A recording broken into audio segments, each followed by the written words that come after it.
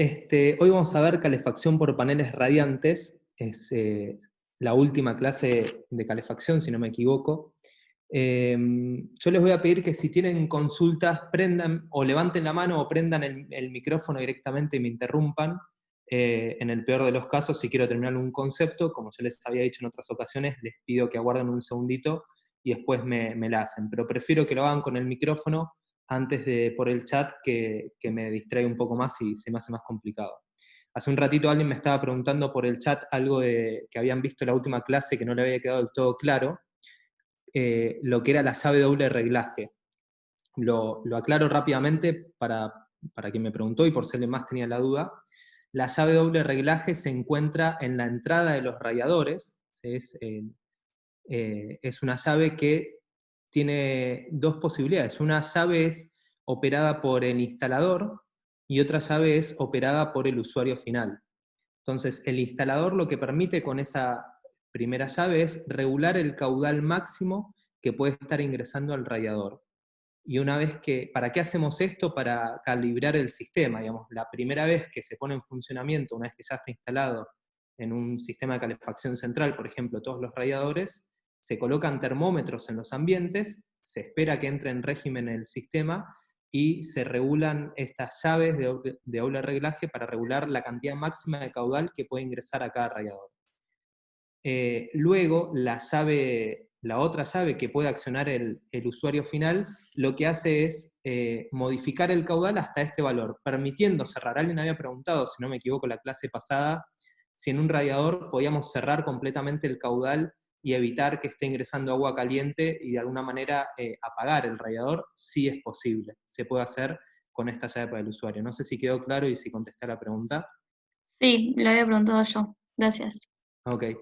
Y bueno, ¿alguna otra duda que haya quedado de la clase pasada? Porque esto un poco toma conceptos que se vieron en la clase pasada, entonces si algo no quedó claro.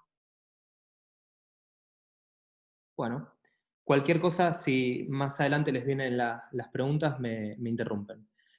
Paneles radiantes. Los paneles radiantes son básicamente un equipo terminal distinto al que habíamos visto la última vez, como podía ser el caso de los radiadores. Comúnmente ustedes seguramente conozcan el caso de las losas radiantes o los pisos radiantes. Lo que vamos a ver ahora es que cualquier cerramiento del local, ya sea el techo, el piso, las paredes, pueden ser paneles radiantes. ¿Y cómo se convierten en paneles radiantes? Porque tienen una serpentina que está embebida dentro del panel, o no, ya veremos, que recorre este panel de cerramiento con agua caliente a mucho menor temperatura de lo que estaban los radiadores, y de esta manera va a entregar el calor, ya vamos a ver también cómo, hacia el ambiente. Cuando hablo de menor temperatura, para que se den una idea, los radiadores pueden trabajar típicamente con agua que está a unos 80 grados, al ingreso del radiador, quizás a unos 60 cuando sale el radiador, o sea que tiene una pérdida de temperatura entre montante y retorno unos 20 grados, y los paneles radiantes siempre trabajan con temperaturas menores a los 40 grados. ¿Por qué es esto? Porque esta serpentina está embebida dentro de los cerramientos y una temperatura de 80 grados en un piso o en una losa de hormigón o en una pared generaría esfuerzos térmicos y que superarían lo admisible por estos cerramientos y podrían generar daños además en los cerramientos. Por otro lado, imagínense si ustedes tienen un piso radiante y el agua en vez de estar a 40 grados está a 80 grados, no podríamos estar descalzos porque nos quemaríamos. Se fija, por ejemplo, para un piso radiante una temperatura máxima de 29 grados como máximo. Como máximo. Avísenme también si se llega a cortar, en un momento se escucha. Tuve que cambiar de computadora justamente porque la mía, por algún motivo, el wifi no la agarra bien, así que les pido que me interrumpan si no se escucha.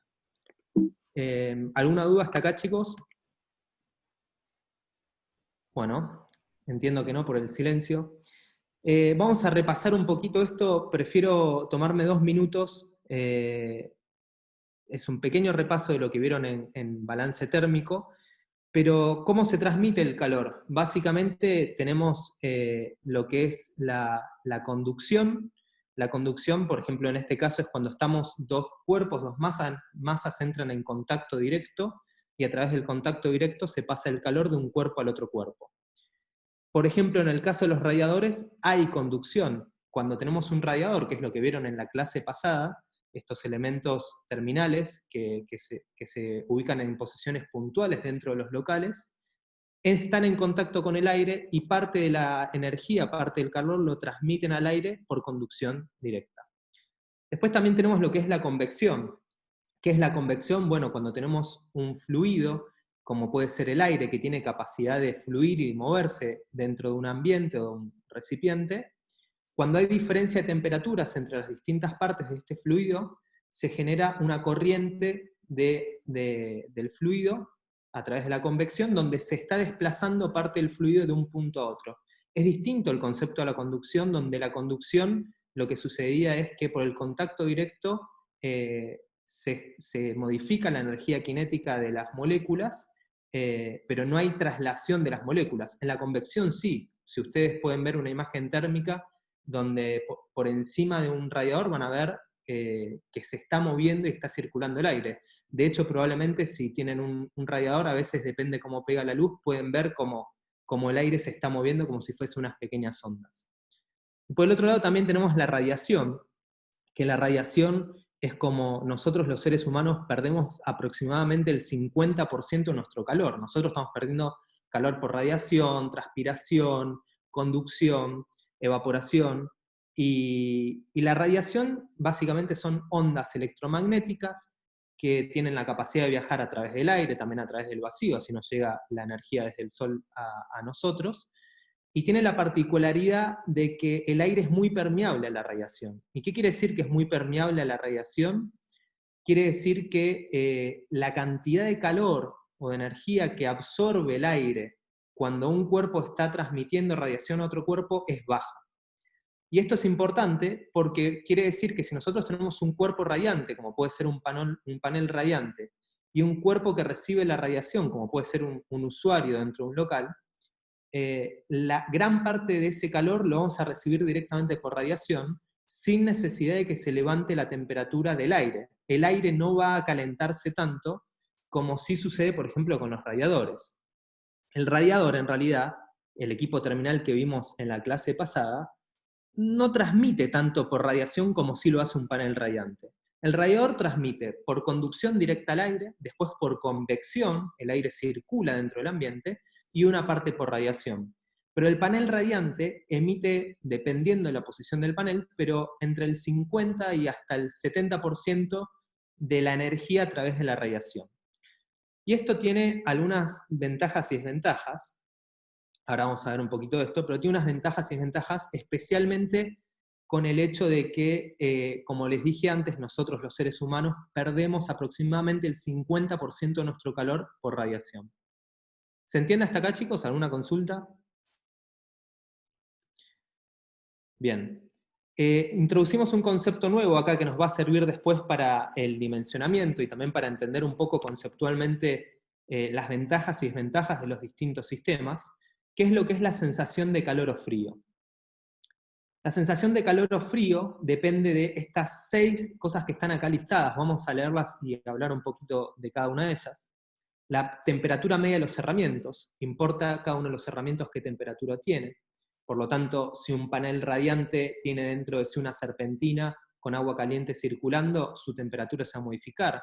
Si un cerramiento está en contacto con otro local interior con una temperatura similar a la que yo tengo, va a tener otra temperatura. Si está en contacto con el exterior y dependiendo del K que tenga, K era el coeficiente de transmisibilidad térmica, también va a tener distinta temperatura media. También la sensación de calor depende de la temperatura del aire. Básicamente, si nosotros medimos con un termómetro la temperatura del aire que nos rodea, va a influir en la sensación de frío o calor. La humedad presente en el ambiente, esto vamos a ver que en principio no lo vamos a estar pudiendo controlar directamente con nuestro sistema de acondicionamiento térmico, después vamos a ver por qué. El movimiento del aire, nosotros si tenemos calor en verano podemos prender un ventilador, porque lo que sucede es que el aire que está alrededor de nuestro cuerpo queda, digamos, atrapado por la cercanía de nuestro cuerpo y por la ropa que llevemos y por los pelos que tengamos alrededor de nuestro cuerpo.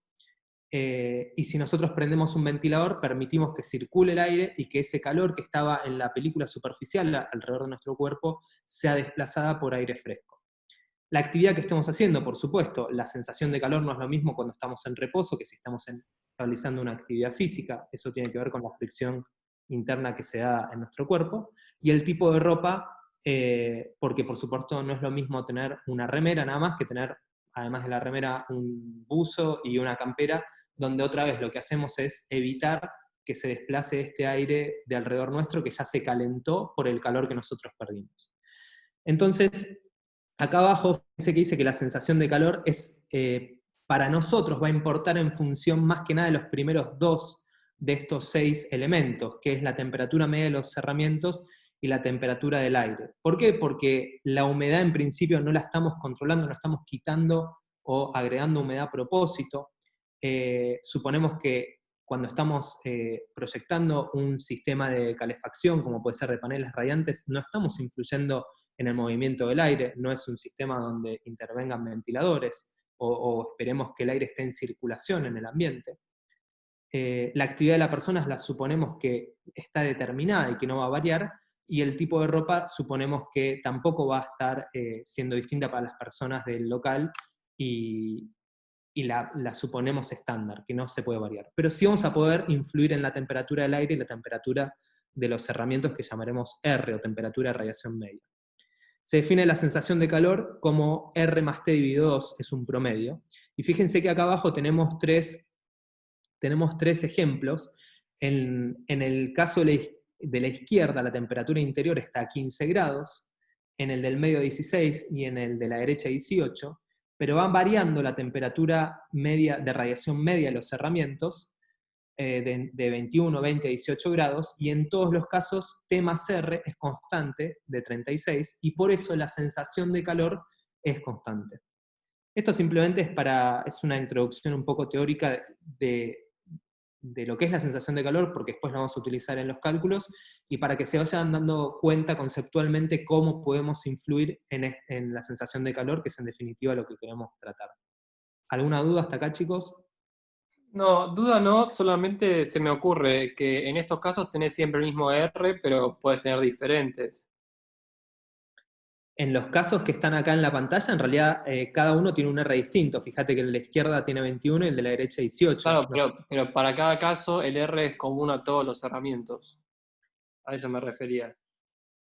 no, el R en definitiva va a depender de la cantidad de calorías que yo tenga en mi A ver, depende. Si es un panel radiante, nosotros podemos modificar el R o la temperatura de radiación media poniendo más kilocalorías por hora, digamos, en el panel radiante. Por ejemplo, que haciendo circular un mayor caudal, o que la longitud de la serpentina sea mayor y tenga más recorrido en el panel. Ya vamos a ver cómo podemos modificar la longitud y también el paso, que es qué tan junto o separado esté la serpentina. Esa es una manera de modificar la temperatura de radiación media. Y otra manera es modificando el K. ¿Y cómo modificamos el K? Modificando la aislación. No es lo mismo una pared de ladrillo hueco o una pared de ladrillo simple que una doble pared con material aislante del medio. ¿Se entiende?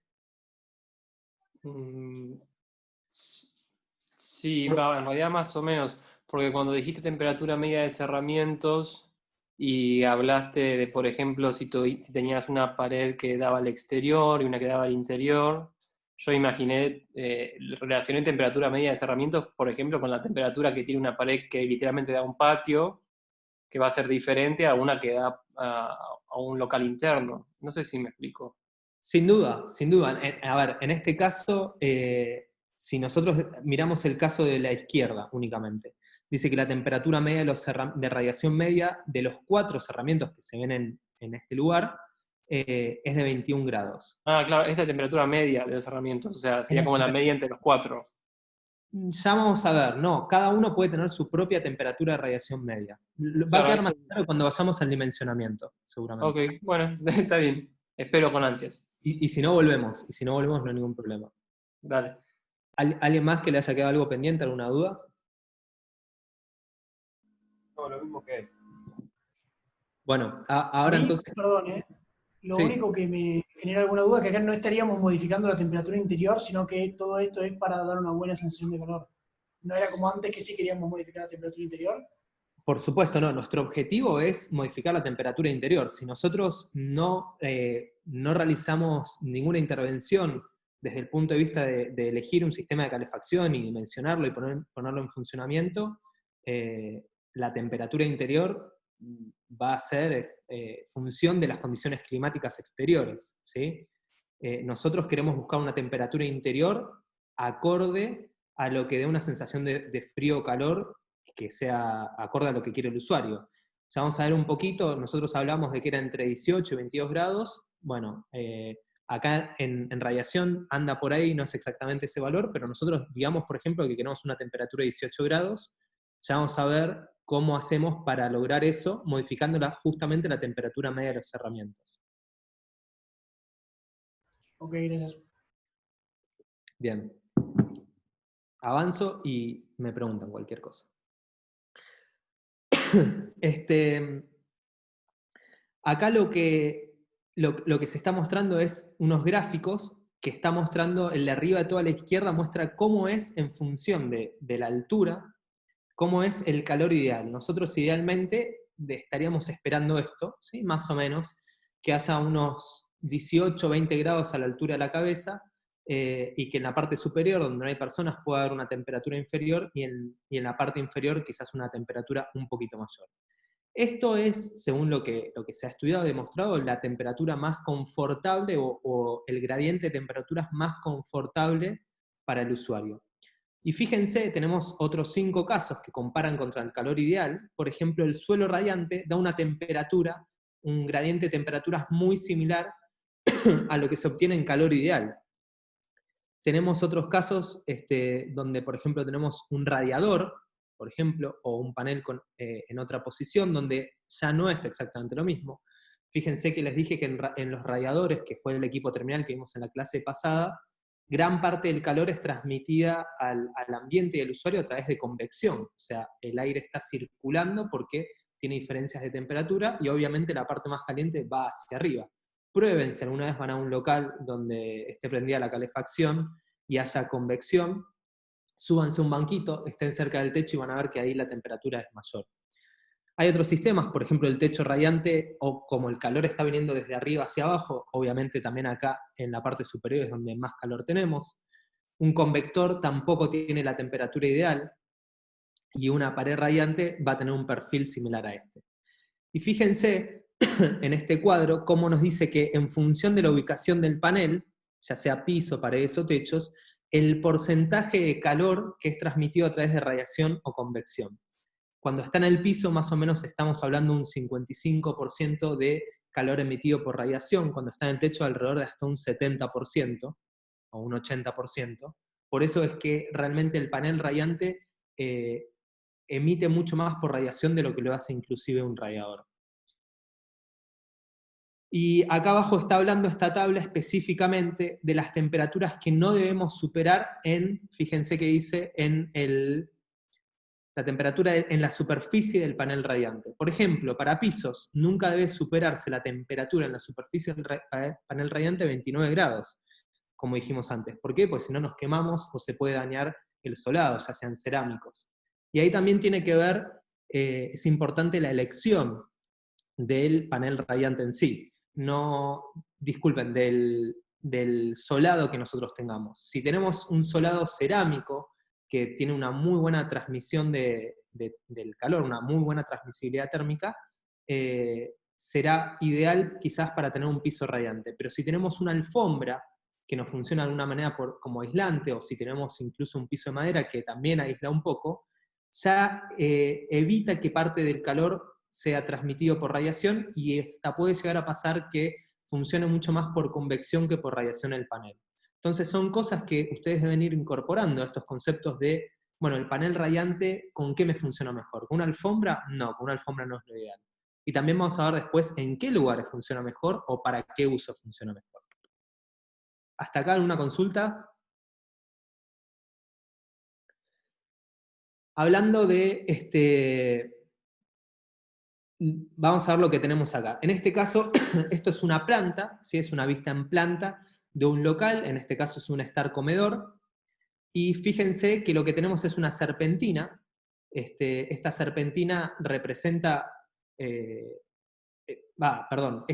esto que está acá dibujado representa la serpentina, que es por donde va a estar circulando el fluido calefactor, como les dije, a unos 40 grados como máximo, y va a estar circulando desde el montante.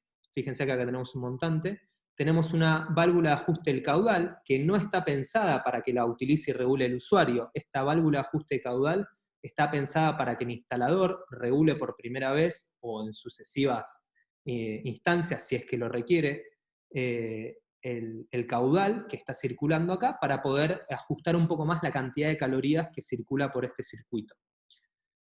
Después de pegar toda la vuelta, va a volver por el retorno. Esto pareciera ser el caso de una instalación de calefacción por agua caliente tipo central con paneles radiantes. Entonces ya vamos a ver que pueden ser de tipo central o también de tipo individual. O sea, ¿qué diferencia que sean central o individual? Central, que tenemos una única planta térmica que le da, genera el agua caliente que va hacia un montón de equipos terminales en distintas unidades funcionales. Fíjense que empezamos a ver algunas cosas como serpentina de hierro negro, diámetro 13. Bueno, ya es la primera vez que tenemos una mención a un material, y quiero hablar un poquito de esto, de los materiales. Típicamente, los materiales que vamos a tener hoy en día son quizás plásticos, como puede ser polietileno.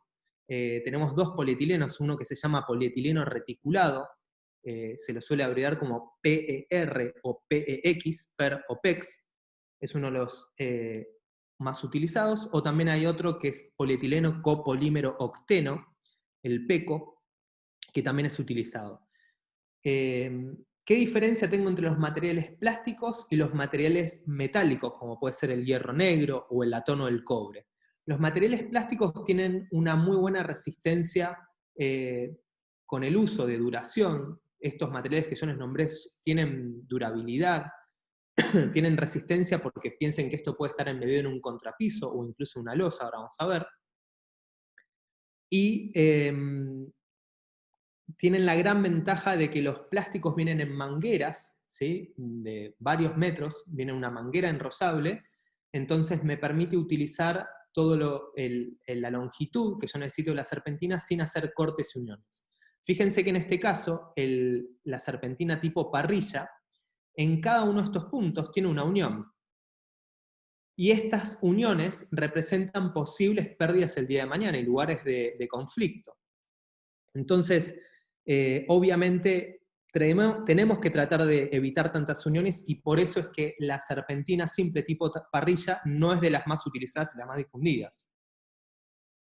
Tiene algunas ventajas, por ejemplo, para el caso de hierro negro, que es un elemento metálico que obviamente se utilizaba mucho más antes, o en los casos en los que tenemos una losa radiante en la cual está embebida la serpentina dentro de la losa, donde necesitamos mucha más resistencia y quizás un plástico no es suficiente, el hierro no se puede doblar fácilmente con la mano y se necesita de una herramienta para poder darle la curvatura necesaria. Fíjense que acá tengo que hacer curvas. Entonces, la serpentina simple tipo parrilla evita un montón de curvas en relación a otros tipos de serpentina que ahora vamos a ver a continuación, y por eso quizás es una buena opción. Por otro lado, otra ventaja de la serpentina simple tipo parrilla es la menor pérdida por fricción. Piensen que nosotros vamos a tener que dimensionar estas serpentinas, y obviamente vamos a tener que tener en cuenta, una vez que determinemos la longitud, tenemos que determinar el diámetro. Y determinada la longitud, si nosotros tenemos este esquema, vamos a tener menores pérdidas por fricción que con una serpentina continua, como vamos a ver a continuación. Diámetros van más o menos desde 13 milímetros, que es menos de media pulgada, un poquito menos de media pulgada, hasta quizás pueden ir hasta pulgada y cuarto, o sea, unos 32 milímetros como máximo, dependiendo del material. Después también anotaremos en los planos la longitud real que tenemos en todo este circuito, y el paso, siendo el paso la separación entre cada una de las filas de mi serpentina.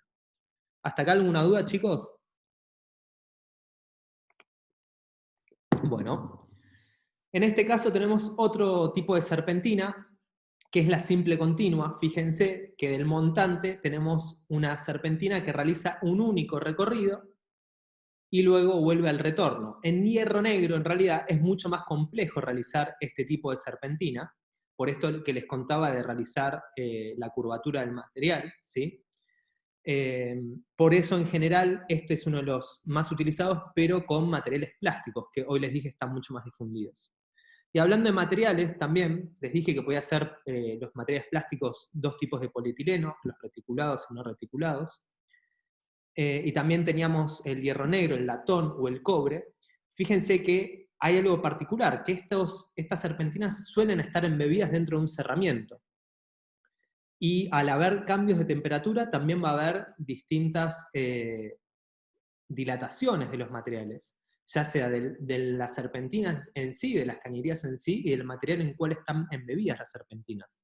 Es muy importante que los materiales acompañen y tengan similares coeficientes de dilatación térmica, porque si no se estarían produciendo fisuras y roturas. El hierro negro en particular es muy importante además que esté revestido con pintura anticorrosiva, especialmente si va a estar embebida dentro de hormigón armado, para evitar corrosiones. Y tengan en cuenta que todas estas serpentinas son de muy difícil acceso. El día de mañana, si necesitamos hacer una reparación, y esto lo tenemos en un contrapiso, o lo tenemos embebido en una losa de hormigón, es muy difícil hacer reparaciones. Muchas veces, cuando hay pérdidas, desgraciadamente se opta por anular directamente ese circuito y reemplazar por otro tipo de calefacción o elemento calefactor o equipo terminal puntualmente en ese ambiente. Y por eso lo que se recomienda es tener mucho cuidado de las uniones, por eso si las podemos evitar con mangueras plásticas de polietileno, por ejemplo, donde no tenemos uniones, o tenemos únicamente dos uniones, acá en la unión con el montante y en la unión con el retorno, tendremos mejores resultados. Y lo que hay que hacer también es hacer planos conforme a obra, bien detallados y muy precisos para no tener que estar rompiendo toda la losa para encontrarme con la serpentina, sino saber específicamente a dónde se ubica. ¿Dudas hasta acá, chicos? Sí, Sí. respecto a embeberla en la losa. Perdón, te interrumpo. Si puedes hablar un poquito más fuerte porque casi no te escucho. Perdón. No, lo que te preguntaba, ¿me escuchas ahí? Sí. Con respecto a embeberla en la losa, para mí no sería muy lógico si vas a poner un contrapiso arriba. Más que nada por el tema de que cuando tengas que romper, si tenés que reparar algo, romper la losa es mucho más caro que romper un contrapiso. Sí, ahora lo vamos a ver más adelante. Hay unos esquemas específicos que van a ser muy útiles para ver la diferencia entre un piso radiante y una losa radiante. O sea, sepan que no es lo mismo un piso radiante que una losa radiante. El piso radiante emite el calor hacia arriba. O sea, el usuario que va a hacer uso del piso radiante es el que está parado sobre el piso. En la losa radiante es un caso particular del techo radiante donde el calor es emitido hacia abajo. Ya va a quedar mucho más claro más adelante y vamos a ver las diferencias y por qué elegiríamos uno u otro caso, pero existen los dos casos. ¿Bien? Perfecto, gracias. Bien, acuérdense, interrúmpanme si tienen consultas. Bueno, acá tenemos otro caso que, fíjense, este era una serpentina simple continua, estábamos ingresando y hacíamos un único recorrido. Y en este caso que tenemos acá es una serpentina simple en espiral, donde salimos desde un mando, y fíjense cómo es el recorrido. Fíjense cómo viene y pega toda la vuelta, ¿sí? Y va saliendo. ¿Qué ventaja tenemos con este sistema? ¿A alguno se le ocurre por qué elegiríamos este sistema respecto al otro? ¿Qué diferencias pueden ver? Yo les pregunto porque quiero que la clase sea un poquito más interactiva para no dormirnos, ¿no? Esto de lo virtual a veces se puede volver monótono. ¿A alguien se le ocurre algo? No hace falta lo digan bien, prefiero que tiren ideas y piensen. Puede que este sea No un sé poco bien. más flexible o más adaptable.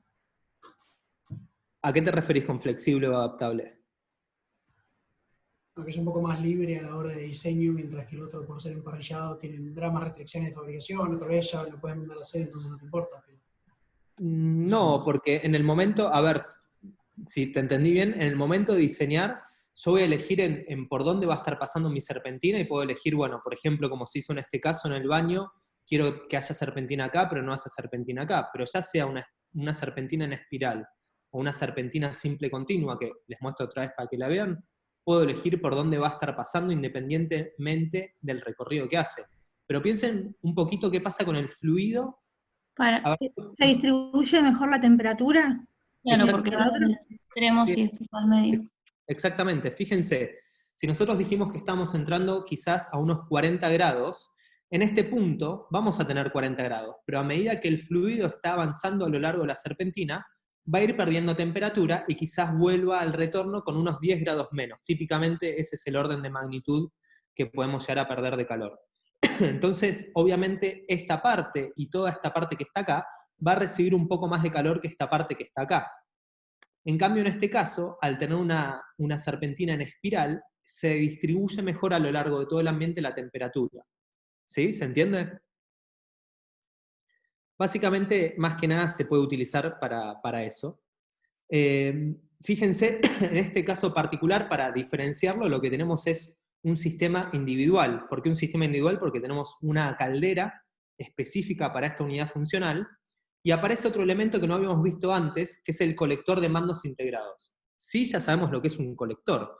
Un colector sirve para juntar, digamos, de alguna manera, la distribución de varias cañerías o colectar el retorno de varias cañerías. Piensen que es típico, imagínense que esta es una unidad funcional que tiene un dormitorio, un baño, quizás tenga un living comedor y otro dormitorio. Y acá nosotros estamos viendo nada más el circuito número 1, pero además del circuito número 1 podríamos tener un circuito número 2 para el living comedor y un circuito número 3 para el otro dormitorio.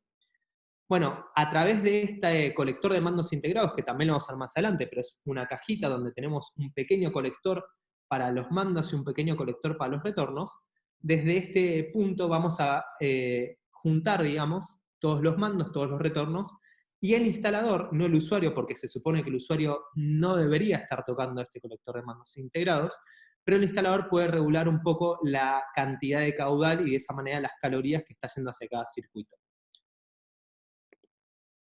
Bien, pasamos a otra clasificación, que es una serpentina en serie.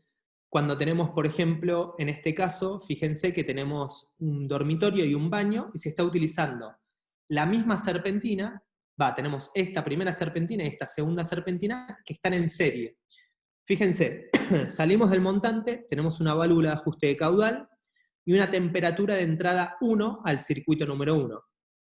Tendrá todo su desarrollo, y luego tendrá una temperatura de salida del circuito número 1, que va a ser obviamente menor a la temperatura de entrada del circuito número 1. Y esta temperatura de salida es igual a la temperatura de entrada al circuito número 2, que luego otra vez perderá calorías y tendrá una temperatura de salida del circuito número 2 un poco menor.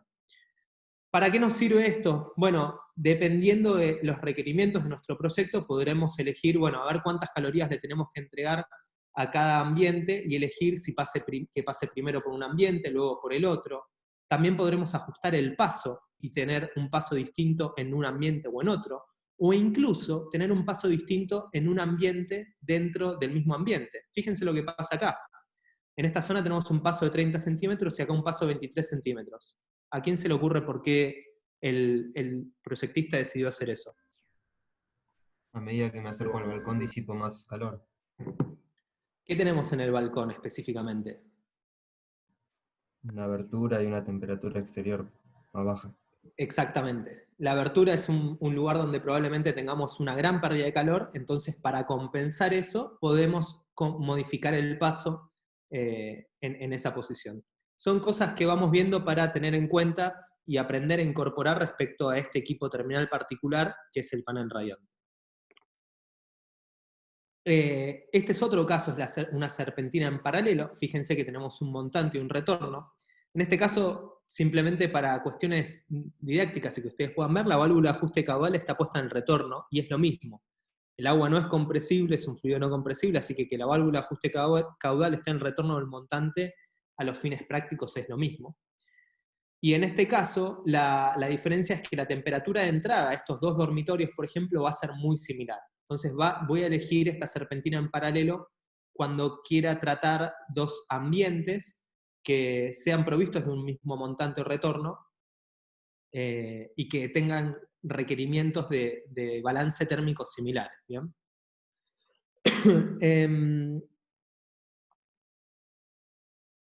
Algunas cuestiones que quiero hablar antes de seguir es, por ejemplo, qué pasa, por ejemplo, con la temperatura en estos locales, ¿no? Bueno, esperen, vamos a pasar primero, sí, una más y listo. Así terminamos con esto de las distintas disposiciones. Esta es otra serpentina puesta, por ejemplo, en paralelo también, o lo que podría ser un sistema mixto en realidad, porque esta parte está en paralelo, pero también tiene una parte en serie.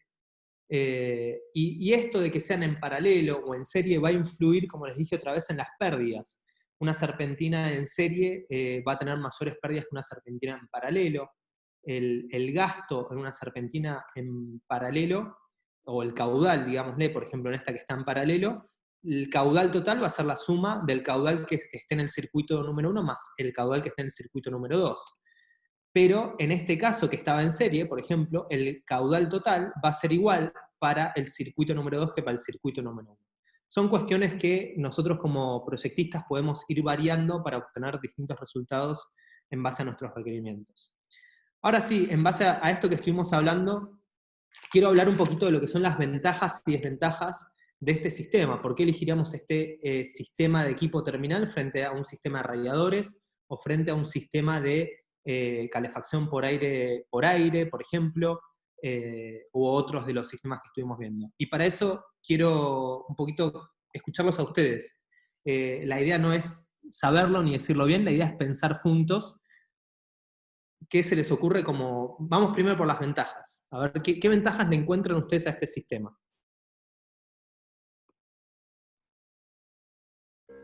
Parece que lográs entregar un calor bastante similar en toda la losa, por así decirlo, o en toda la superficie.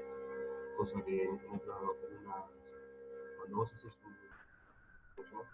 calefacción en puntos particulares, tenés que lograr que haya convección por la radiación, lograr que en todo el ambiente aumente la temperatura. En cambio acá estás logrando que en toda la superficie se logre una temperatura ideal, cómoda.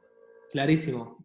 Se escuchó muy bajito, así que repito lo que escuché, para el resto, por si alguno no había escuchado. Lo que dijo recién es que el calor es más uniforme quizás en todo el ambiente, por supuesto, si así diseñamos la serpentina, lo es. En cambio en los radiadores tenemos una fuente de emisión de calor puntual. Nosotros elegiremos en un equipo terminal radiador, bueno, lo ponemos en esta esquina del ambiente, o en esta de acá. Si es un ambiente muy grande podemos poner varias, ¿sí? En varios puntos. Pero el calor es puntual, no como en este caso que está distribuido más uniformemente. Muy bien, ¿qué más se les ocurre? Aislás al usuario de una situación de combustión. Sí, pero no particularmente con este equipo terminal. Eso lo estamos quizás si lo comparamos con una estufa tipo de tiro balanceado, en ese caso estamos de acuerdo. O si estamos hablando, por ejemplo, de los paneles, ¿cómo se llaman? Las estufas radiantes, estas incandescentes, ¿sí? Que en realidad están prohibidas hoy en ciertos lugares. En esos casos hay intercambio de gases o consumo de oxígeno, pero comparándolo contra radiadores o con calefacción por aire, estamos siempre en el mismo caso porque la planta térmica, que es donde se produce la combustión, está en otro lugar, ¿sí? Pero comparado con algunos sistemas, sí es cierto, es algo que comparten en común como ventaja. ¿Qué más? ¿Qué se les ocurre? ¿Calienta más rápido? Eso. No, justamente esa es una desventaja, pero es la inercia térmica, no sé si ya habíamos introducido este concepto antes en la materia. La inercia térmica tiene que ver con el tiempo que a mí me lleva obtener la temperatura deseada en un local desde el momento que se enciende mi caldera o mi planta térmica, en este caso es mucho mayor que en otros sistemas. Imagínense el caso, el opuesto, el polo opuesto a esto, es un sistema de calefacción por aire. No sé si alguna vez ustedes prendieron el aire acondicionado en calefacción y en pocos minutos ustedes están calentando el aire que está alrededor de ustedes y ya sienten una temperatura mayor a la que sentían antes. ¿Les pasó? Sí, sí.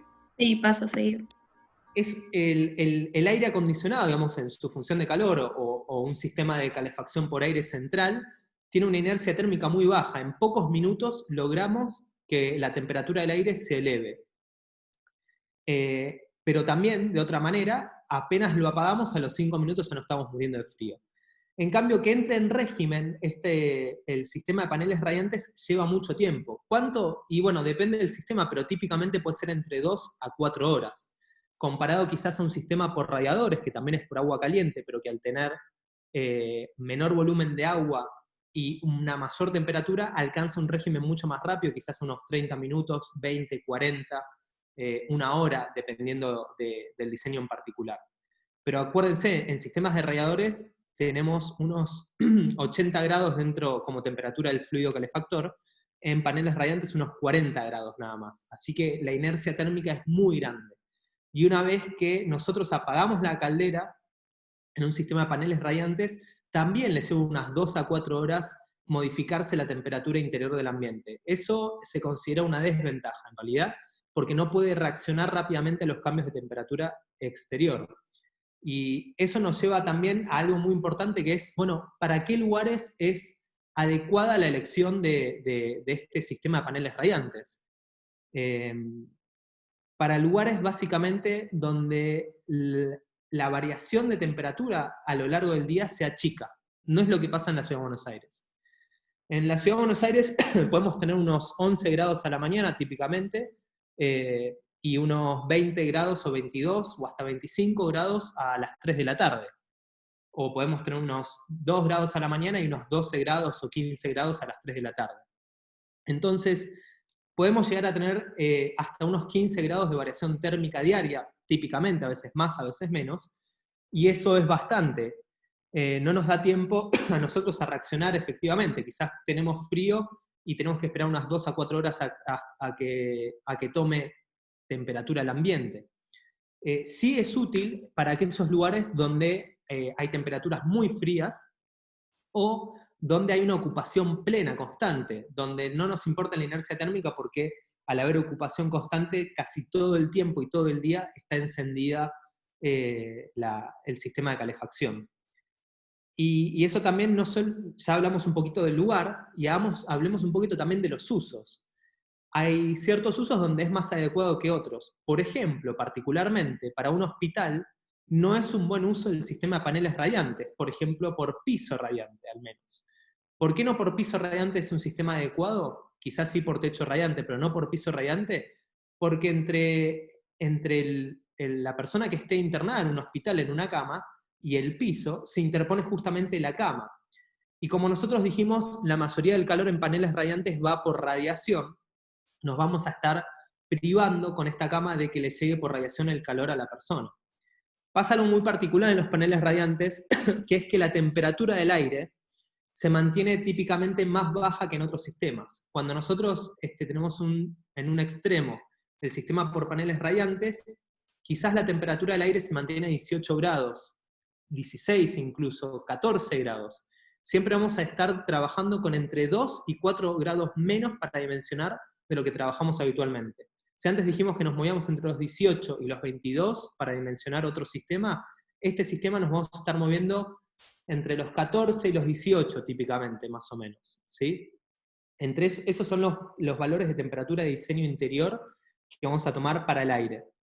Entonces, esto trae unas ventajas aparejadas. Por ejemplo, cuando tenemos un sistema de paneles radiantes, si nosotros abrimos la ventana, y les debe haber pasado a aquellos que viven en lugares con pisos radiantes, o techos radiantes, o paneles radiantes, si abrimos la ventana, rápidamente ingresa aire fresco, si quizás nos estábamos muriendo de calor o a veces nos sofocamos porque está mal regulado el sistema, abrimos la ventana, ingresa aire fresco y estamos bien. Pero la cerramos y enseguida a los 10 minutos o 5 o 15, otra vez ya tenemos mucho calor. ¿Qué pasó? El aire nunca varió tanto su temperatura. Quizás de los 14 grados que estaba antes bajó a 10, pero rápidamente los retomó y nuestro calor está llegando al usuario a través de radiación. En cambio, si nosotros tenemos un sistema de calefacción por aire acondicionado y abrimos la ventana, todo el calor que generamos se va a perder y cuando cerremos la ventana no vamos a tener a los 5 minutos, si está apagado el sistema, otra vez aire caliente. Vamos a tener que esperar a que el aire caliente del sistema calefactor otra vez nos caliente el ambiente. Entonces, como ventaja y muy importante trae esto, la posibilidad de ventilar fácilmente el sistema sin una gran pérdida calórica. De ventilar el sistema, no, de ventilar los ambientes sin una gran pérdida calórica, comparado a otros sistemas, como puede ser incluso el de radiadores, que gran parte del aire se calienta y funciona por convección. Y también se ha comprobado que desde un punto de vista higiénico, es más saludable para los seres humanos trabajar con respirar aires de temperatura inferiores, más cercanas a los 14 grados que a los 18 o a los 22. Así que esas son otras ventajas. Una pregunta. Sí. Con respecto a lo económico, ¿qué es más rentable? Bien, te soy sincero, habrá que ver. Probablemente, no estoy 100% seguro. Creo que son un poco más económicos quizás como equipos terminales los paneles radiantes. Vamos a ver que es muy sencilla la ejecución de un panel radiante en un contrapiso, por ejemplo, para hacer un piso radiante, que los materiales no son de costos elevados. Y vamos a estar trabajando en realidad con temperaturas del fluido menores. Pero la cantidad de calor que tenemos que entregar para el mantenimiento, digamos, y el uso, son similares porque van a salir del balance térmico, típicamente. Es quizás un poquito más conveniente este sistema económicamente, pero habrá que verlo también en el momento de proyectar. Buenísimo. Y otra pregunta. Sí. Por ejemplo, en este caso, yo quiero dejar de entregarle calor al baño en algún momento, no puedo, ¿no? O sea, yo prendo la caldera o lo que le entrega calor y no puedo decirle a qué ambiente entregarle y a cuál no.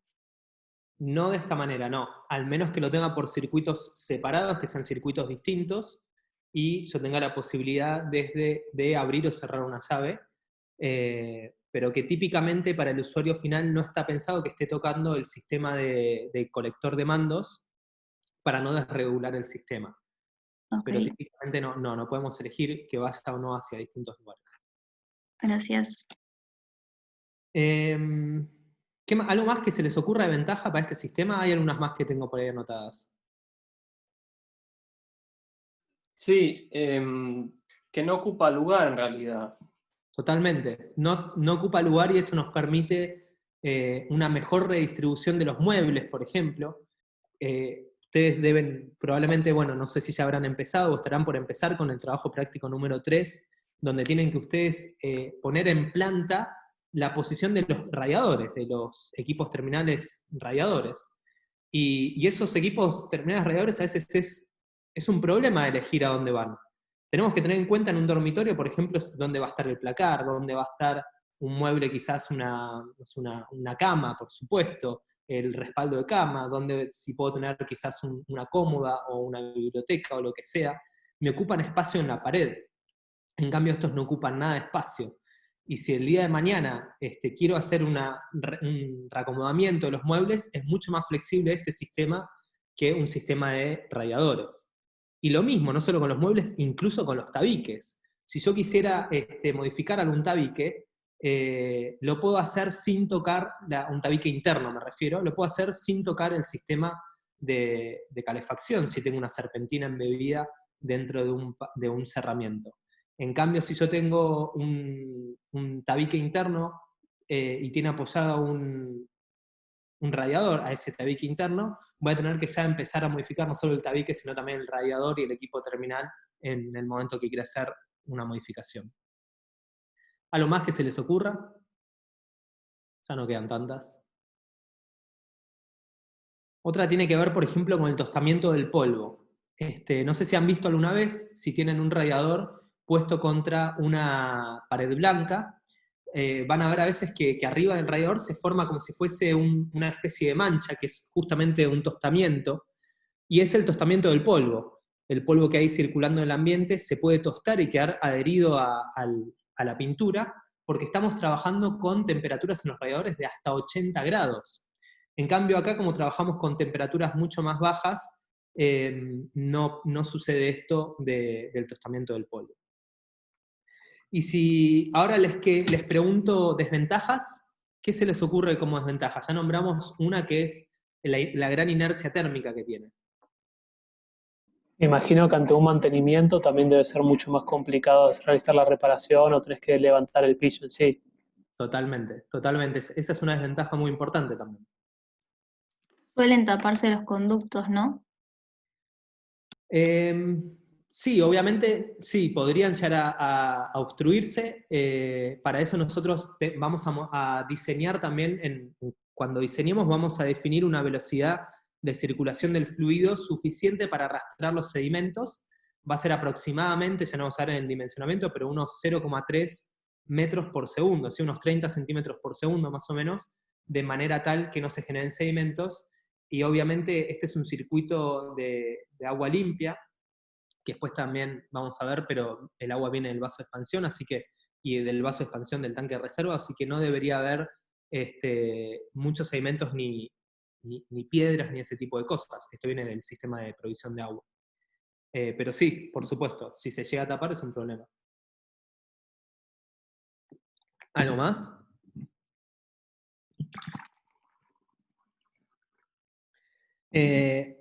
Tenemos grandes recorridos horizontales. Nosotros vimos en la clase anterior que teníamos que tratar de no alejarnos más de 1,5 metros, 2 metros como mucho, del montante del retorno, porque si no, iba a ser imposible que tengamos circulación natural por termosifón. ¿Se acuerdan eso que sucedía debido a la diferencia de temperaturas? Bueno, en este caso, fíjense que tenemos, por ejemplo, una serpentina con un gran desarrollo horizontal, ¿sí? Una gran longitud en metros, que va a ser imposible que se produzca una circulación natural por termosifón. Eso nos obliga a poner bombas recirculadoras que tienen, por supuesto, un gasto de electricidad y mantenimiento, y bueno, es algo que hay que tener en cuenta. ¿Qué más? Bueno, también es imposible modificar las serpentinas. No vamos a romper toda una losa o un contrapiso para modificar la serpentina porque nos dimos cuenta que quizás pusimos un paso muy grande o muy chico, o se modificaban las condiciones del clima, que difícilmente suceda, o calculamos mal. Si nosotros un equipo terminal de radiadores lo calculamos mal y nos quedamos cortos, lo podemos modificar por uno más grande o quitarle quizás algún cuerpo, pero en este caso la serpentina es imposible modificar. A lo sumo lo único que podemos hacer es modificar un poco la válvula de ajuste caudal para cambiar la cantidad de calorías. ¿Algo más que se les ocurra? Bueno, avanzamos un poquito. Acá lo que estamos viendo en pantalla, arriba de toda la izquierda, es un corte de un piso radiante con una serpentina de poliestireno reticulado. Acá tenemos 2 fotos de estas que vamos a ver cómo están hechas distintas. Específicamente la foto de la derecha responde idéntico al esquema del detalle que está acá a la izquierda. Fíjense que tenemos la losa, y por encima de la losa tenemos unas planchas de poliestireno expandido, o sea, telgopor. Por lo menos tiene que tener unos 20 milímetros de espesor y una cierta densidad, y con esto lo utilizamos como aislación térmica. Nos aseguramos que el calor no esté yendo hacia abajo, hacia la losa, que sería un desperdicio de calorías, sino que esté yendo en su mayoría hacia arriba, que es donde va a estar el usuario y queremos que llegue el calor. Entonces acá está en espera el puesto ya, vamos a tener el poliestireno expandido, después vamos a tener un film de polietileno, ¿sí? Es básicamente lo que sería como un film de polietileno, una especie de bolsa plástica, similar a las bolsas de consorcio. La razón de este film de polietileno es doble. Por un lado funciona como barrera de vapor para evitar la condensación de la humedad que esté en la losa, y además para proteger al poliestireno de la humedad del contrapiso cuando esté colocado fresco.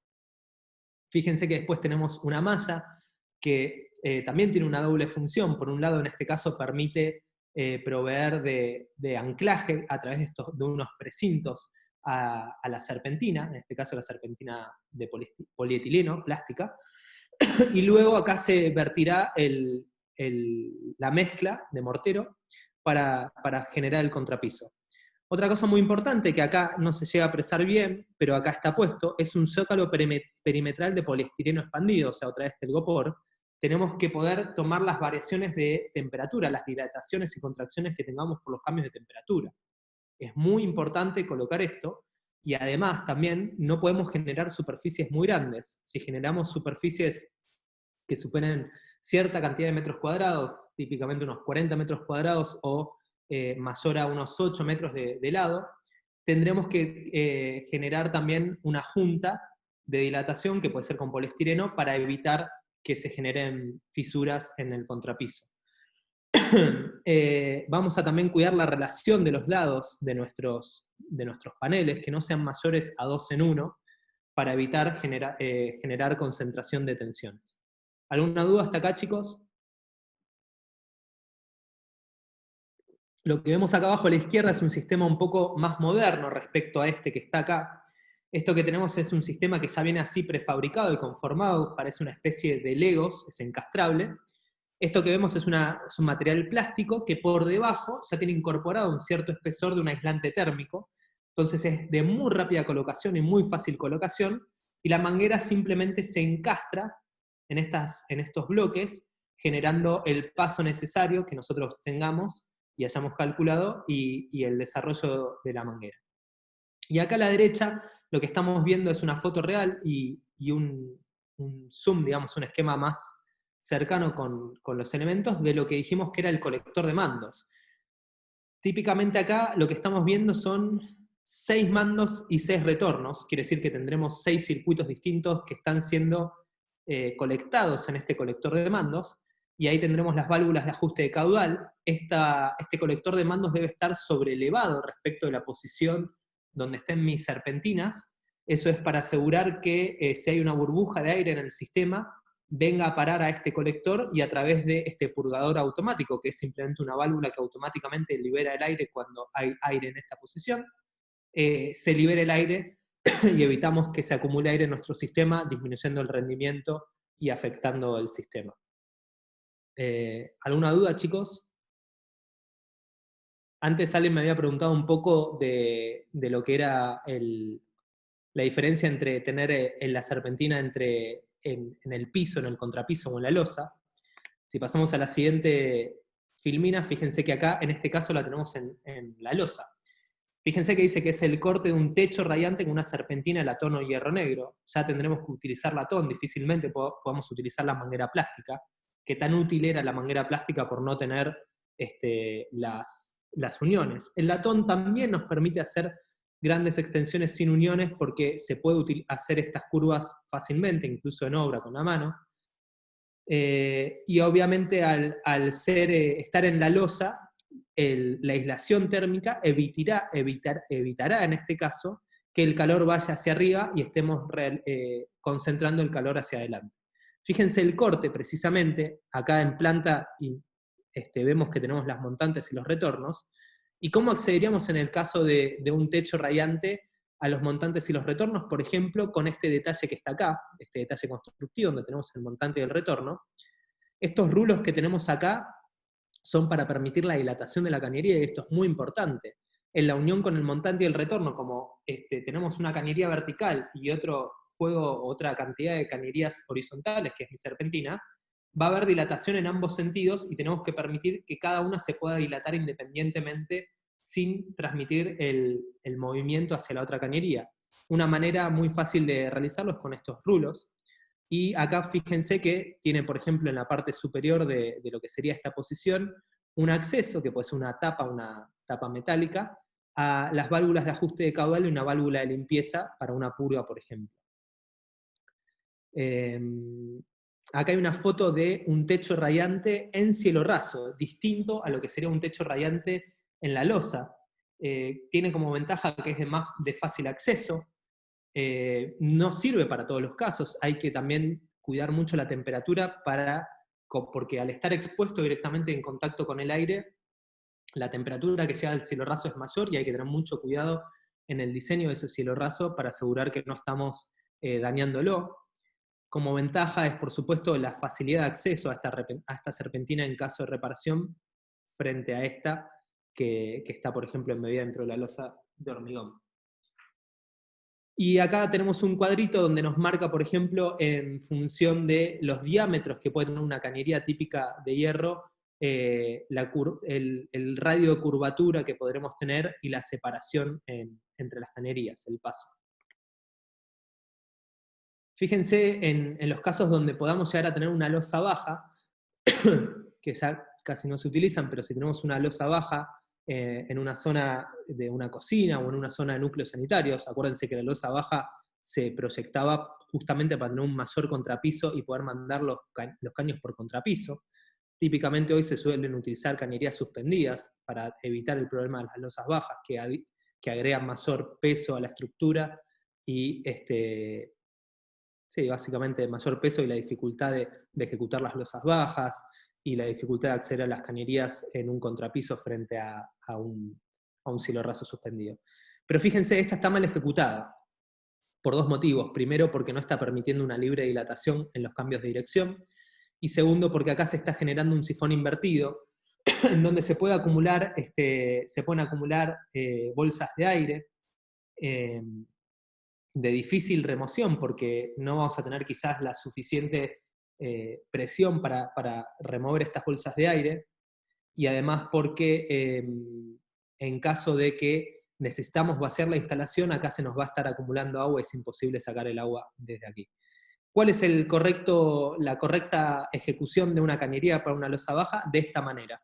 Cuando tenemos una diferencia de altura entre una losa común y una losa baja, tenemos que realizar esto, permitir un rulo para dilatación con una purga, tal cual se explicó antes. ¿Hasta acá alguna duda, chicos? ¿Se entiende todo? Específicamente esta diferencia entre losa radiante y piso radiante. Sí, sí. Bueno. Dilatadores, toda instalación que esté llevando un fluido a temperatura, ya sea de agua caliente sanitaria o de calefacción, por supuesto que necesita dilatadores. Simplemente un recordatorio, pues ya los hemos visto. Tenemos en pantalla un dilatador tipo U, un dilatador tipo omega, ¿sí? Que funcionan por la forma misma de la cañería. Tenemos dilatadores de tipo fuelle, ¿sí? Que básicamente permiten la posibilidad de dilatarse esa porción de la cañería, el fuelle, o tipo pistón, que es muy similar. Y acá una foto real de un encuentro en una cañería horizontal y una cañería vertical con dilatadores de tipo fuelle. Y algo que me olvidé de nombrar antes, es un detalle anecdótico, pero en aquellos casos en que una cañería esté atravesando una junta de dilatación, la cañería en por lo menos unos 15 centímetros a cada lado de la junta de dilatación tiene que estar recubierta por una cañería corrugada, por ejemplo, de un plástico corrugado, para tener libre dilatación por adentro del caño corrugado y evitar estar transmitiendo diferencias de dilatación entre ambos lados de mi junta. ¿Se entiende? Sí, se entiende. Yo no te entendí mucho. ¿Puedes repetirlo? Bien, imagínense, yo lo había nombrado acá en este caso. Imagínense que esto que estamos viendo acá es una losa que probablemente sea así, una gran losa de hormigón armado, donde tenemos un piso radiante, y acá tenemos un circuito y otro circuito distinto. Y en el medio lo que estamos teniendo es una junta de dilatación por una gran superficie.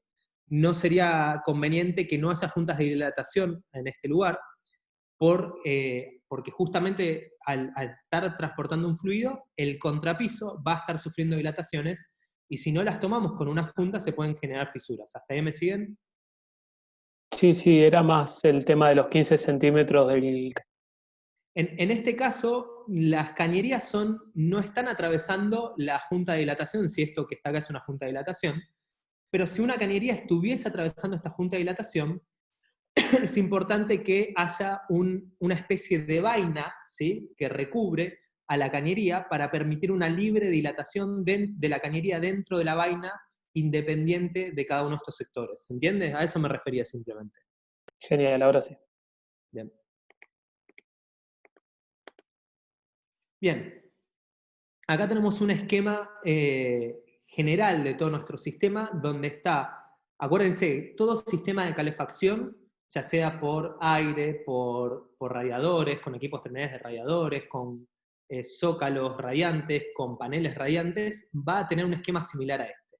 Tenemos una planta térmica, es el lugar donde nosotros estábamos generando nuestro fluido calefactor, en este caso con una caldera de agua caliente, que la genera a través de un quemador de un combustible que puede ser, por ejemplo, gas natural.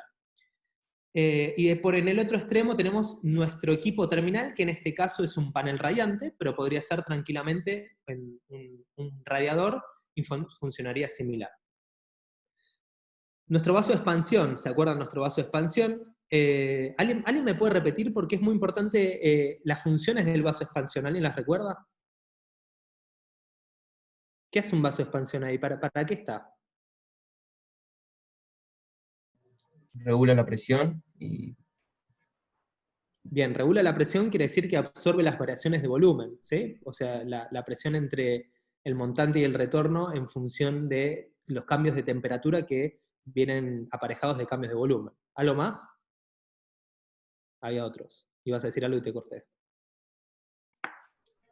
¿Pone también en el evita... sistema presión atmosférica? Sí, en parte sí. Nosotros la presión que tengamos en todo punto de nuestra cañería va a venir dado por el pelo de agua que tengamos en nuestro vaso de expansión. Y el vaso de expansión está a presión atmosférica. También tenemos nuestro escape, que tanto el escape como el vaso de expansión permiten que el sistema esté a presión atmosférica, estoy de acuerdo. ¿Qué más? Evita la presencia de aire. El aire va a estar típicamente escapando por el escape, probablemente, pero podría también salir y escapar por acá. ¿Qué pasa? Nuestro líquido está a temperatura. ¿Y qué pasa cuando tenemos líquido a temperatura? Expande. Se expande, sí, ahí dijimos, esa creo que fue lo primero que alguien había Se dicho. evapora. Se evapora, bien. Entonces, justamente el vaso de expansión toma esas expansiones, pero también se evapora. Vamos a estar perdiendo líquido y lo vamos a estar reponiendo a través de este vaso de expansión, que fíjense que tiene un flotante. El flotante es una válvula mecánica, cuando ya lo vimos un montón de veces, pero cuando el nivel baja demasiado, permite que ingrese el agua a través de esta válvula mecánica que está acá. ¿Y dónde viene el agua al vaso de expansión? ¿Cómo llega el agua al vaso de expansión? En el caso de un edificio típico de 10 pisos, por ejemplo, en la Ciudad de Buenos Aires. Conectado al tanque elevado. Al tanque de reserva, claramente. El tanque de reserva tendrá una de las bajadas que viene hasta el vaso de expansión, no tiene por qué ser una bajada exclusiva, aunque típicamente si el vaso de expansión se va a encontrar en la parte alta de nuestro edificio, y se tiene que encontrar en la parte alta porque si lo ponemos más abajo que un radiador, nunca le va a llegar el agua a ese radiador, porque dijimos que la presión en el sistema viene dada por el pelo de agua del vaso de expansión. Así que el vaso de expansión probablemente esté en la azotea o al mismo nivel que esté el tanque de reserva. Y entonces, ¿alguien se acuerda de cargas mínimas? ¿Qué es el tema de cargas mínimas? ¿Les suena algo?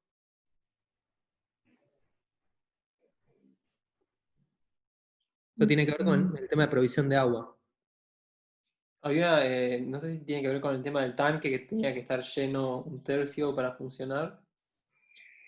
No, tiene que ver con no. Si yo les digo carga mínima, ¿a alguien le suena algo? ¿Tema de provisión de agua?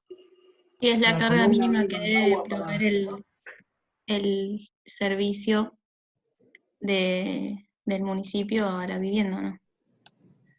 No va por Sería ahí. del tanque de reserva los artefactos. Los artefactos. Exactamente, es la carga en metros de columna de agua, o presión, digámosle, pero lo traducimos en metros de columna de agua, que tiene que haber desde el fondo del tanque de reserva, en realidad el tercio inferior del tanque de reserva, porque se supone que el agua en el tanque de reserva nunca desciende por debajo de ese nivel, hasta cada uno de los artefactos.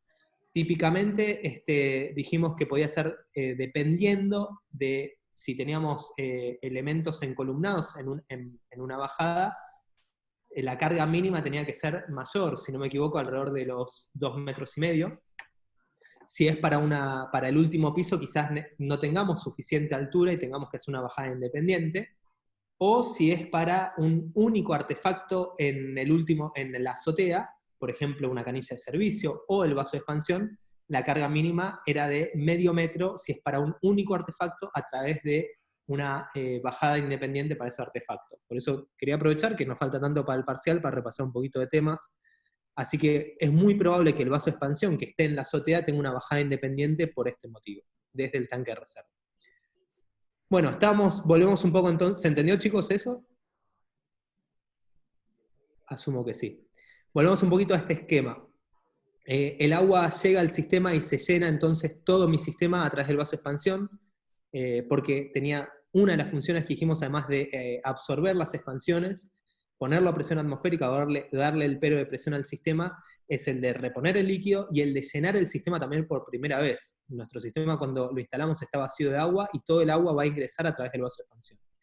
Entonces se llena nuestro sistema de agua gracias al vaso de expansión, nuestra caldera se va a llenar de agua, va a calentarse el fluido calefactor, en nuestro caso agua, va a salir por el colector de montantes, va a ir por todos los montantes hasta los paneles, los equipos terminales, y fíjense que tenemos un pequeño panel de control muy simple, donde me mide en el montante con un termostato de límite superior que puede ser 55, 50 grados, eso lo vamos a determinar en función de la temperatura máxima que queremos en este punto, no más de 40 grados dijimos para los paneles radiantes. Si llego a superar los 55, los 50, los 45, lo que yo defina de grados en la montante, va automáticamente a indicarle al panel de control y el panel del control al quemador que deje de funcionar para dejar de introducir calorías en mi líquido, en mi fluido calefactor. Esa es una de las alternativas. Y la otra alternativa es a través de mi termostato interior, que puede estar adentro de uno de los ambientes. Obviamente, en el caso de equipos individuales, esto es mucho más sencillo y podemos tener un termostato interior dentro del living comedor, por ejemplo, desde ahí regulamos la temperatura y ese termostato sensará la temperatura del living comedor y en función de esa temperatura le dirá al panel de control que accione o deje de accionar el quemador. Es un sistema muy sencillo. Recuerden que obviamente todos los montantes y retornos deben estar bien aislados, ¿sí? Eso ya lo vieron en la clase pasada, para evitar perder calorías donde no me interesa perderlas. ¿Se entendió, chicos, esto? Es un sistema muy simple. Bárbaro. Y ahora pasamos a un sistema un poco más complejo en el otro extremo. No se asusten, lo vamos a ver despacito. Básicamente, primero se cambió la planta térmica para poner el sistema más complejo posible. Antes teníamos, fíjense, una caldera de agua caliente y ahora tenemos una caldera a vapor con un intercambiador de calor. Nosotros ya dejamos de dar el tema de calderas y calefacción a vapor en instalaciones de obras civiles 1. Si les interesa el tema, pueden hacer instalaciones de obras civiles 2. Quiero aclarar esto por dos motivos. Primero, para hacerle publicidad a instalaciones de obras civiles 2. Y además, porque en el apunte que está subido al campus de la materia de sistemas de calefacción, se habla de sistemas de calefacción por vapor. Ese tema sepan que no va para esta materia. Quedó porque antes se daba, pero desde que se abrió instalaciones de obras civiles 2 se pasó a esa materia. Es un sistema mucho menos usado, más complejo, y que no tenía sentido meternos de fondo en eso.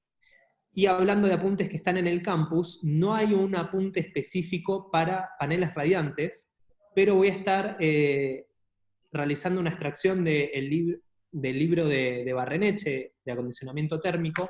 Antes, en los otros cuatrimestres, decíamos vayan a la biblioteca y consúltenlo. Ahora estoy terminando de redactar un apunte que mañana mismo va a estar subido al campus, que está basado casi en su totalidad, o sacando bastante de ese libro. Así que fíjense a partir de mañana, o creo que el sistema automáticamente les avisa cuando se suba algo nuevo al campus, o les mando un mail, para que puedan estudiar el tema de paneles radiantes desde ese apunte. Pasado el tema y el chivo de los apuntes y la materia que sigue, volvemos a esto. No voy a meterme en las particularidades de la caldera de vapor, pero simplemente sepan que en este caso nunca los paneles radiantes van a tener vapor. Así como sí podemos tener radiadores que funcionan con vapor adentro suyo, nunca un panel radiante va a tener vapor, porque la temperatura, dijimos, nunca debe superar los 40 grados. Pero sí podríamos tener un intercambiador de calor, como sabemos, por ejemplo, es muy similar, o es el mismo concepto al intercambiador que utilizamos para provisión de agua caliente. Entonces, generamos vapor en este punto, sale hasta el intercambiador de calor, acá tendremos una serpentina, un circuito cerrado. Esto que dice acá, TV es una trampa de vapor, olvídense, tiene que ver con las particularidades de la caldera a vapor.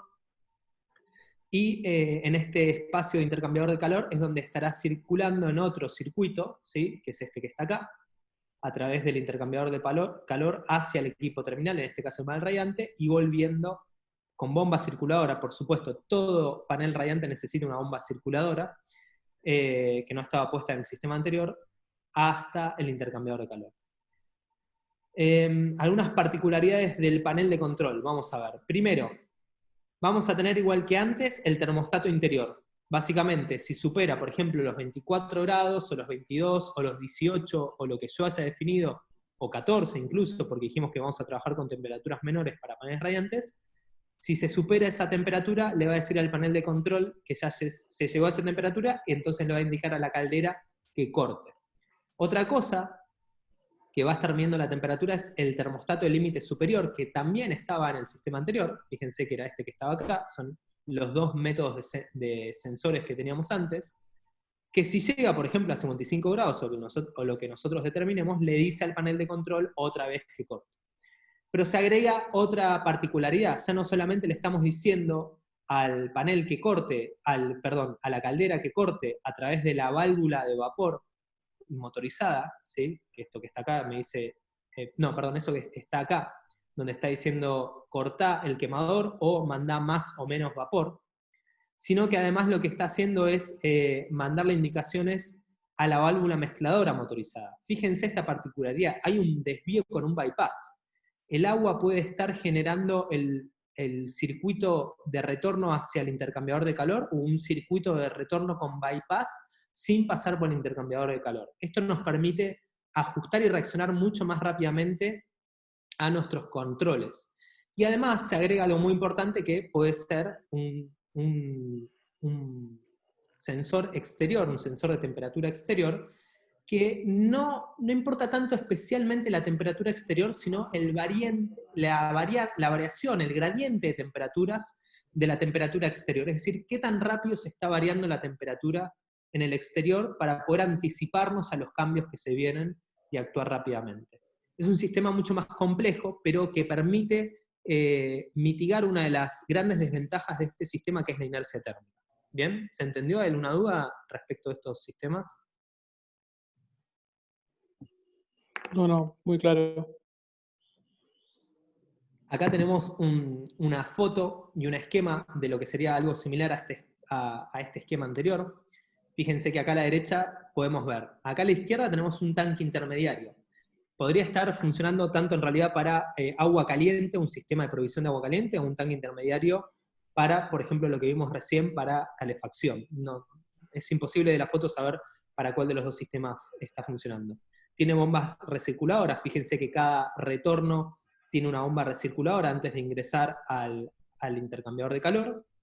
Y acá lo que tenemos es la entrada y salida, estas dos cañerías son la entrada y salida de la serpentina que viene desde las calderas, que son estos elementos que están acá. Lo único que estamos viendo son los quemadores de la caldera. Parece ser una caldera humo tubular que está forzando el aire, ¿sí? A través de estos ventiladores con los quemadores. Y esto es otro esquema similar a lo que vimos antes. Tenemos una bomba circuladora, una válvula mezcladora motorizada que permite hacer un bypass del intercambiador de calor, y luego del intercambiador de calor tendremos un colector con todas las montañas. Y esto que tenemos acá es un esquema que después les voy a pedir que lo miren en detalle cuando tengan tiempo y lo sigan. Que es una caldera mixta, es un sistema individual compacto, o sea que no es un sistema central de caldera, para, por ejemplo, una unidad funcional, un departamento, donde estamos con esa caldera dando provisión de agua caliente para consumo sanitario, como acá lo indica, la salida de agua para consumo sanitario, o agua caliente para calefacción, como acá se indica ICE, ESIDA de calefacción o mando de calefacción, ¿sí? Esto está con esta nomenclatura, pero es básicamente lo mismo. Fíjense que por un lado sale agua caliente para calefacción, por otro lado tenemos un retorno de calefacción, y también tenemos un circuito independiente de entrada de agua sanitaria fría y salida de agua sanitaria caliente. Obviamente, para calefacción es un circuito cerrado que está constantemente circulando, y el sistema de agua sanitaria y el sistema de agua fría y caliente sanitaria difícilmente sea un circuito que esté constantemente circulando, porque ya habíamos visto que la distribución para sistemas individuales muy probablemente sea un sistema de distribución estática, no un sistema de distribución dinámica. Dinámica era cuando estaba constantemente circulando, y estática es cuando simplemente el agua, desde la salida de agua sanitaria, va hasta todas mis canillas, todos mis artefactos, y hasta ahí llega, no vuelve por un retorno. Pero utilizamos un único quemador, y tendremos un intercambiador de calor para calefacción, y otro intercambiador de calor acá para agua caliente, y tiene incorporado, por supuesto, su propio tanque de expansión. Les pido después que lo miren en detalle para ver todos los elementos que tiene, no hace falta que los aprendan, simplemente nadie les va a pedir un esquema a fondo de esto, simplemente es para que vean las particularidades y puedan entender mejor qué es lo que tenemos dentro de una caldera mixta.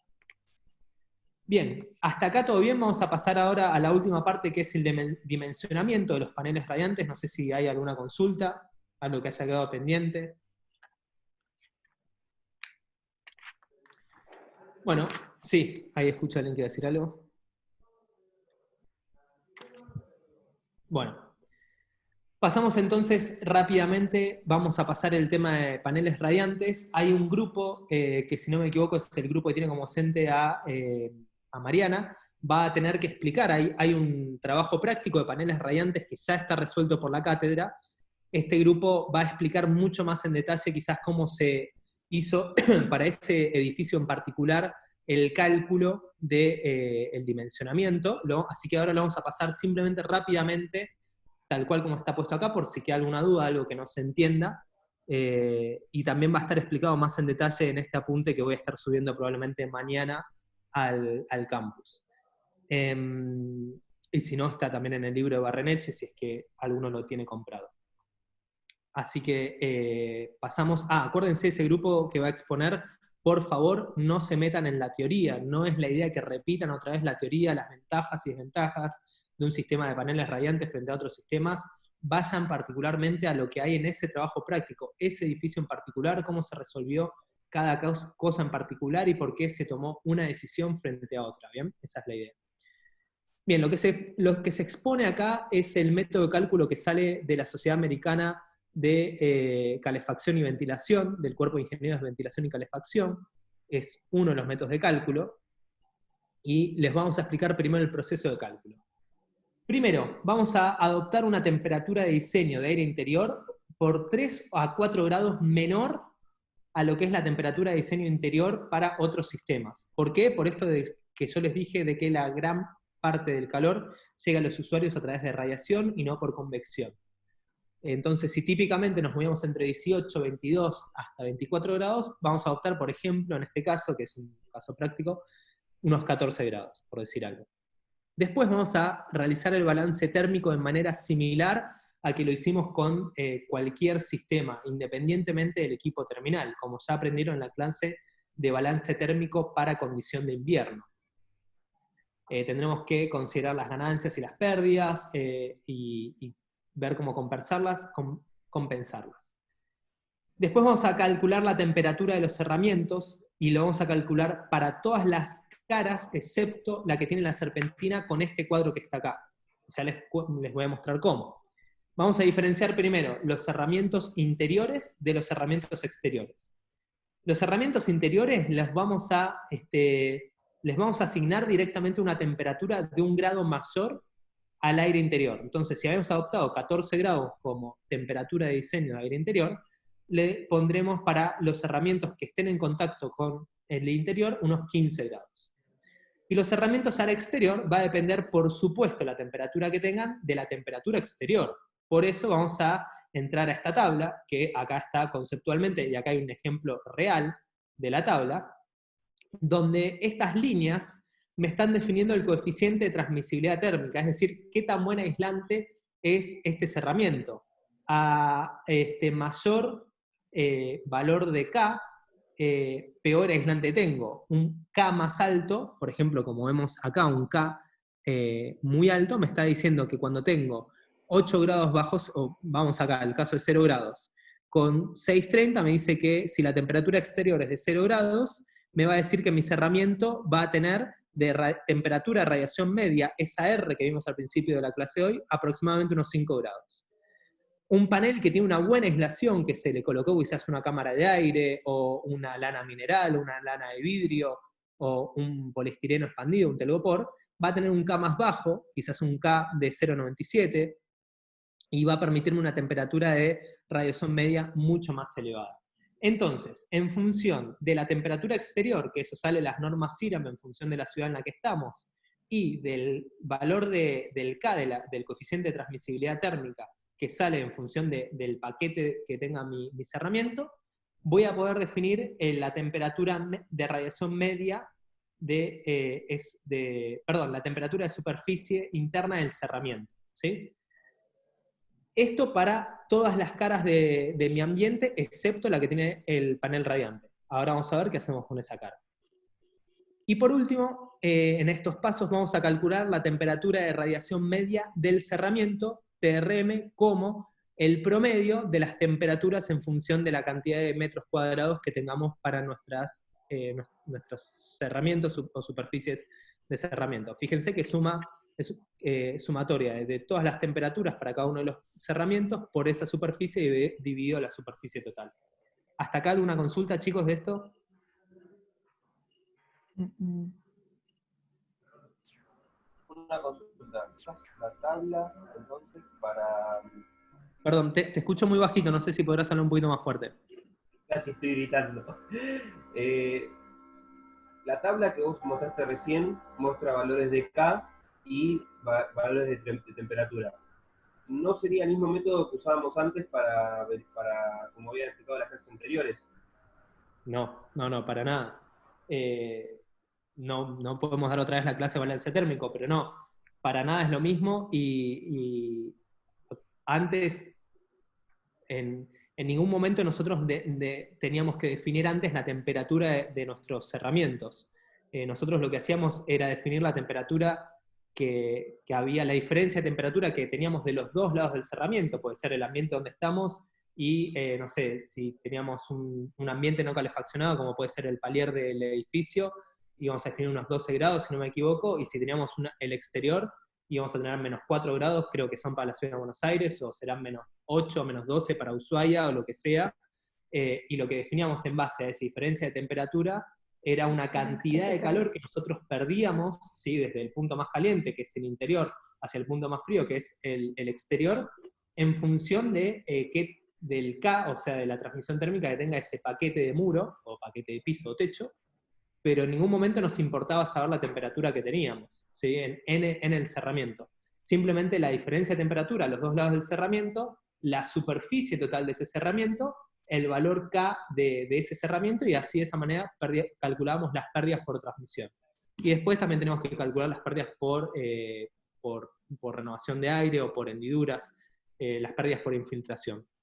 Les recomiendo, y es muy importante, que estudien todo el tema de balance térmico, tanto para invierno como para verano, y les va a servir mucho para hacer el trabajo práctico, el apunte que está en la cátedra al respecto de balance térmico. Muy completo, muy útil, y detalladamente indica los pasos, paso a paso, para seguir el balance térmico, el de invierno y el de verano. El de verano particularmente tiene sus complejidades, así que si les quedó algo pendiente de la clase, y yo les recomiendo, ya les digo, la clase para mí no es suficiente, tienen que ir al material de consulta como los apuntes para profundizar. No sé si contesté con esto a tu pregunta. Sí. Bien, perdón que me extendí, pero me servía para nombrar esto de repasar un poquito y también nombrar esto de los apuntes, que es muy útil. Bien, habíamos dejado acá que habíamos calculado la temperatura de radiación media como el promedio de todas las temperaturas en función de las superficies de todos mis cerramientos, menos el del panel radiante. Y ahora vamos a calcular la cantidad de calor que tiene que emitir nuestro panel radiante, que básicamente va a salir del calor calculado en el balance térmico. Si a mí en el balance térmico me dijeron que necesito introducir tantas calorías a este local, bueno, el calor que tenga que entrar por radiación va a ser un porcentaje de ese calor del balance térmico. Y este porcentaje va a variar, como vimos antes, entre un 35 a un 80%, en función de si estamos hablando para techos, que es el caso más elevado, 70-80, o 30-35 para pisos, el caso menos elevado. Entonces, en función de eso, la cantidad de calor emitido por radiación por unidad de superficie del panel va a ser igual a este coeficiente alfa por el calor calculado en el balance térmico dividido la superficie del panel. Una vez que tengamos esto, la temperatura del panel radiante la vamos a poder calcular con estas tablas. O sea, nosotros calculamos el calor emitido, pero ahora necesitamos saber la temperatura de radiación media de ese cerramiento. Vamos a entrar a estas tablas, donde en función de la temperatura de radiación, perdón, en función de la temperatura de radiación media sí que habíamos calculado antes, y el calor para ese panel en particular, podemos sacar la temperatura del panel radiante. Una vez que tengamos la temperatura del panel radiante, ahora sí podemos calcular la temperatura de radiación media local, SR, que habíamos estado hablando al principio de la clase, como otra vez el promedio, pero incorporando este panel con su superficie. Fíjense que la temperatura de radiación media del local, no antes que tenemos la temperatura de radiación media de los cerramientos, va a ser igual a la temperatura de radiación a la temperatura de radiación del panel radiante, por la superficie del panel radiante, más todo lo que hemos calculado antes, dividido la superficie total. Una vez que tenemos esta temperatura de radiación media local, tenemos que asegurarnos que la temperatura del aire que nosotros definimos, en este caso como 14 grados, más esta temperatura que acabamos de calcular, dividido 2, se encuentre más o menos entre los 16 a 18 grados, o una sensación de calor aceptable para el usuario. Entonces, este es un proceso iterativo. Si no cumple con esto, tendremos que modificar los elementos que podamos modificar, que en este caso va a ser únicamente la superficie del panel. ¿Cómo modificamos la superficie del panel? Modificando la longitud de nuestra serpentina, ¿sí? O poniéndola en con distintos pasos. ¿Qué otra cosa podemos modificar? Es el K de nuestros cerramientos. Más que eso no podemos modificar. Pasamos ahora a cómo dimensionamos la serpentina, ¿sí? Eso era cómo verificar que la temperatura de radiación con nuestros paneles radiantes se encuentre en valores aceptables. Primero tenemos que saber el coeficiente de transmisión de nuestras cañerías, ¿sí? Por ejemplo, para hierro negro con costura y un espesor de paredes de 2 milímetros, por metro lineal de cañería de diámetro, tenemos que el K va a salir de esta cuenta, que es 1,49 kilocalorías por metro por hora. Después, el calor total que tengamos que entregar en nuestra serpentina va a venir por el balance térmico, y si nosotros multiplicamos, sabemos que el calor total tiene que ser igual al coeficiente de calor específico por el caudal o el gasto que tengamos por la diferencia de temperatura, que típicamente son unos 10 grados, quizás 40 grados de entrada y 30 de salida, o como dice acá, 50 y 40, que es un poco más elevado, podría ser para un techo, por ejemplo, que es el caso que se está calculando. Entonces podremos despejar de esta ecuación el gasto, que es la única, o caudal, que es nuestra única incógnita, y una vez que tengamos el caudal, podemos dimensionar el diámetro, ¿sí? El diámetro y la longitud, ¿sí? Otra vez, esto lo pasamos rápido porque van a entrar en detalle probablemente en el cálculo específico que hicieron en el trabajo práctico resuelto por la cátedra, o si no vayan al apunte, no quiero que sea muy larga la clase. Tendremos que dimensionar la potencia de la bomba, muy similar a lo que habíamos visto antes. Tenemos una cierta altura manométrica, la altura geométrica va a ser igual a 0 porque tenemos un circuito cerrado, y con la altura manométrica que viene dado por los gastos que tengamos, y estos gastos son importantes porque tenemos muchos metros de cañería, vamos a poder sacar la elección de la bomba en función del caudal y la altura manométrica. Bien, y eso es todo. Esto es una tabla que también van a utilizar en algún momento para dimensionar y utilizar los diámetros en función de las pérdidas R. Esto es muy similar a lo que ya vieron en la última clase de dimensionamiento. De hecho, no sé si no es la misma tabla. Con esto terminamos la clase de hoy. ¿Alguna duda en particular respecto a lo que vimos hoy en la clase?